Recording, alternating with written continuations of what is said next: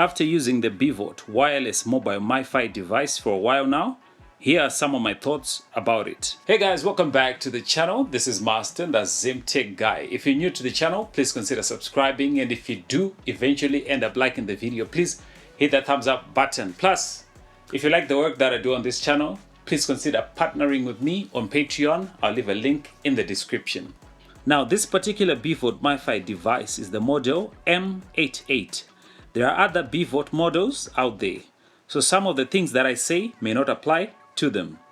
Now, I've already unboxed this Mifi device if you've checked out my setup video, but if you haven't, in the box you get an instruction manual, a power cable, and the BVOT Mifi device itself. Now, taking a look around the BVOT Mifi device, there is the BVOT branding and 4G/5G inscription, a network signal indicator LED light, and a Wi-Fi LED indicator light, and a battery level indicator LED light.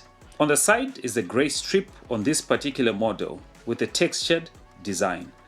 On the sides is a micro USB port for charging the BVOT device. There are some air vents for cooling, and there's a power on and off switch. Basically, it looks like most Mifi devices out there. Now let's get the obvious out of the way. This is not a 5G device. The inscription is just there for purely marketing purposes. This is an LTE device. And for the avoidance of doubt, it supports the following bands: 1, 3, 5, 8, 38, 40, and 41. So you will need to find out the bands that your mobile network operator is running before purchasing. If you're in Zimbabwe, it will support all 3 mobile networks which utilize bands 1 and 3, although Tier 1 Blaze LTE is not supported because it is running on band 20. Now, the BVOT Mifi device is compatible with both Windows and Mac from macOS X 10.5 and upwards. Now, as for setting up the BVOT Mifi router, there's a detailed video which I uploaded to YouTube. I'll leave a link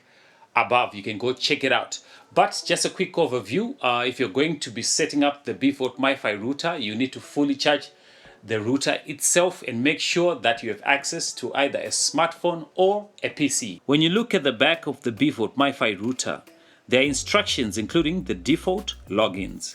You need to open your browser and type the IP address 192.168.100.1 and press enter. When this page opens, you'll be required to produce a username and a password. Simply type in admin for the username and admin for the password, and you will log on to the page.